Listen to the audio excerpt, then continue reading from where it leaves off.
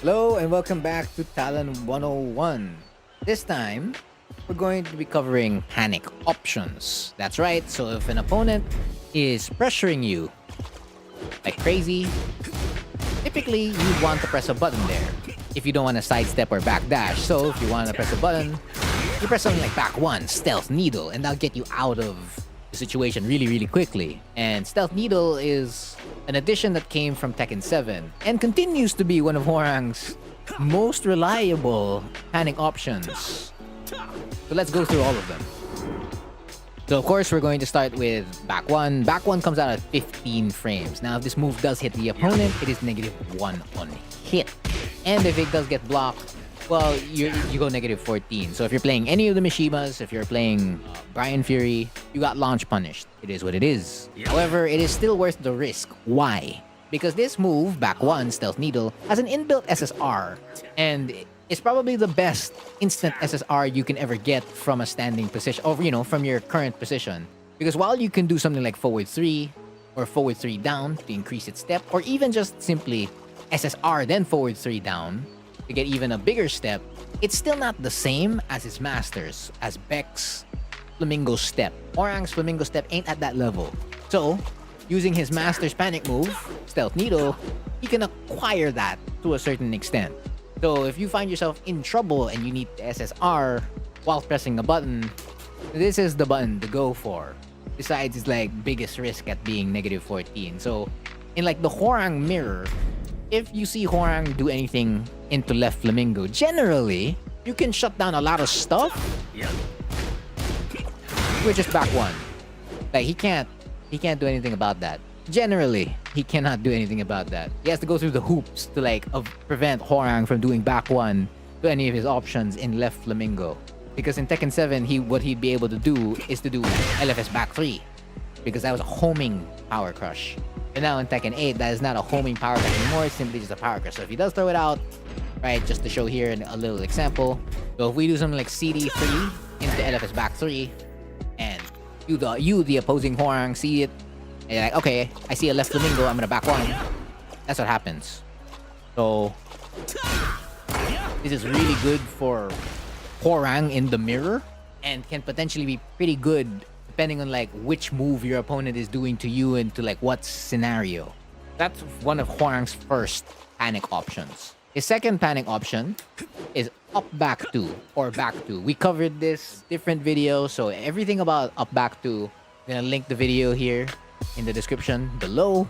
But generally, your TLDR for this move is that it comes out at 13 frames. However, it doesn't always come out at 13 frames, so it's gonna come out within the range of 13 to 15. So just expect it to come out at 14 or 15. But 14 more often than not. It's a homing move that now, well, not that now, always has an inbuilt SSL, but this inbuilt SSL is nowhere near better than the inbuilt SSR of back one. But again, if you still needed to avoid a move towards the left, and you know that you can get some reward out of it, and you're not as precise to just do a sidestep left into a DF2 or any other option, then yeah, you can simply just up back 2. And most especially while you're crouching. So if you're blocking some strings, or if your opponent's just jab checking you and back one's too risky, you can just up back 2 and get out of there.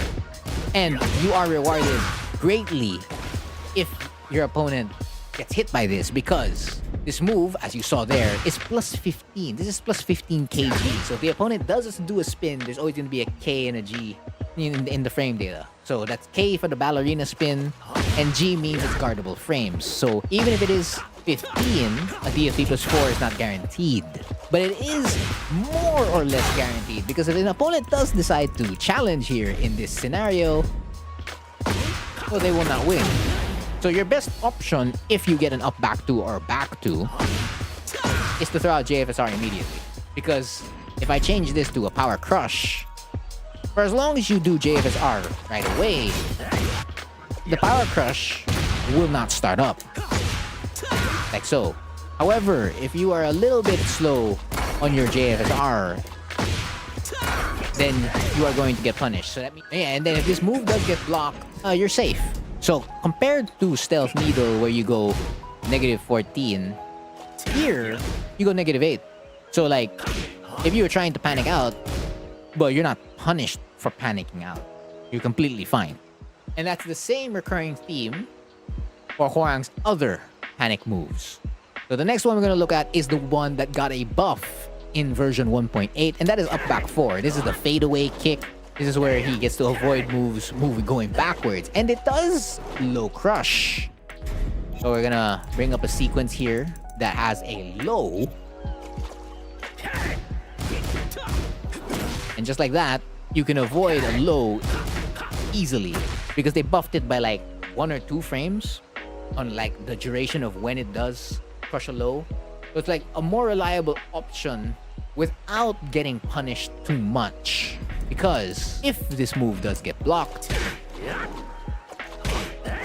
it is -7. -7, -8, roughly. If you are moving away, your opponent's probably gonna think of like trying to lock you first. So in this situation, an opposing Hwoarang, their best option here would be locking you with DF4.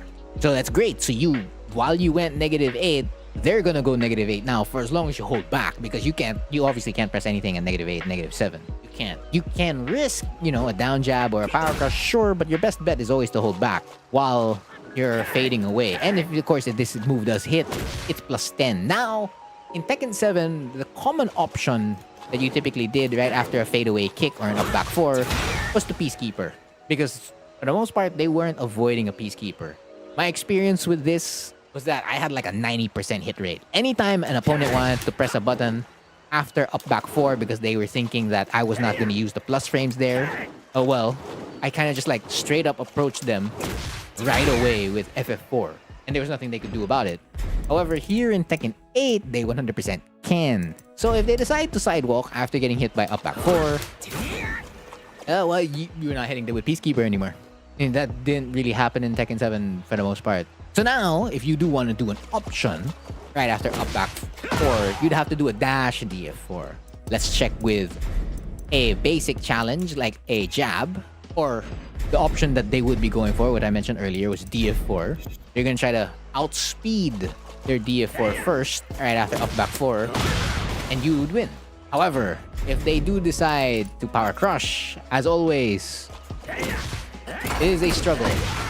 But of course, if they do that, then that is your answer.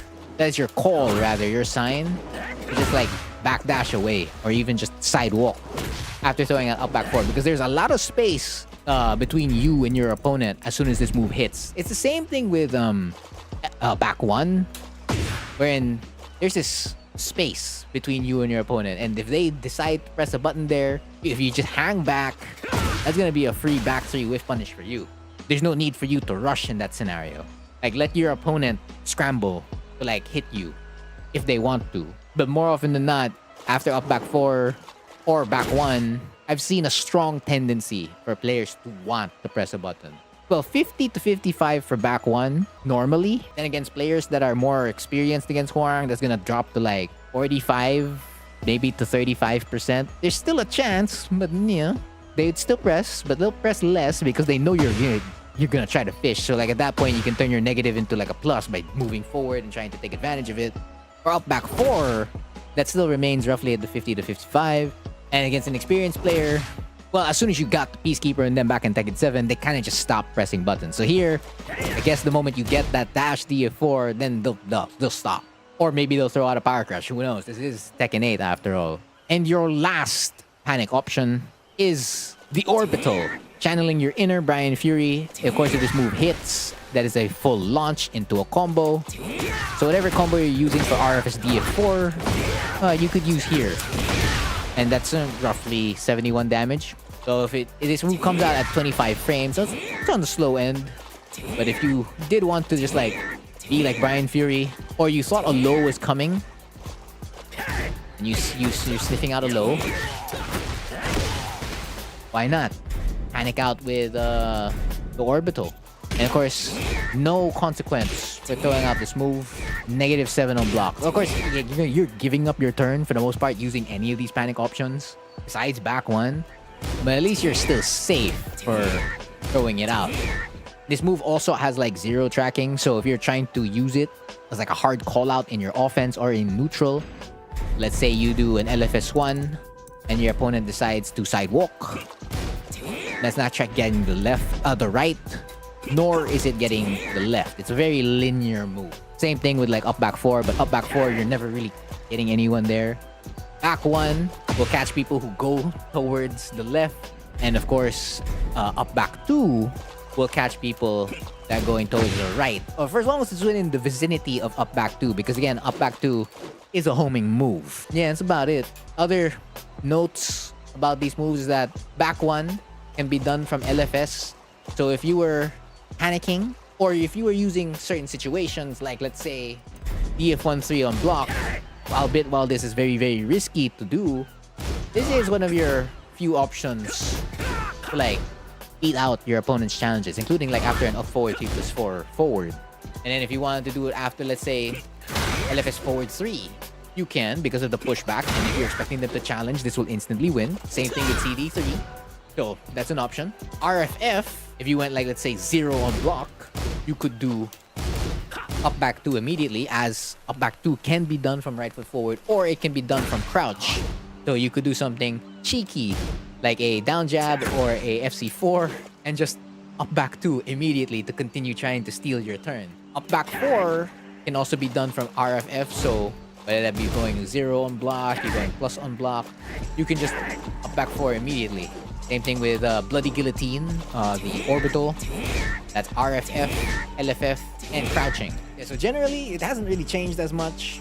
Just beside the fact that you can do up back 2 in RFF and in crouching. And that up back 4's low crush window is higher now. But yeah, that's everything I know about Hwoarang's panic moves. That's been the lesson for this video. Again, I've been Frontier, and thank you for watching.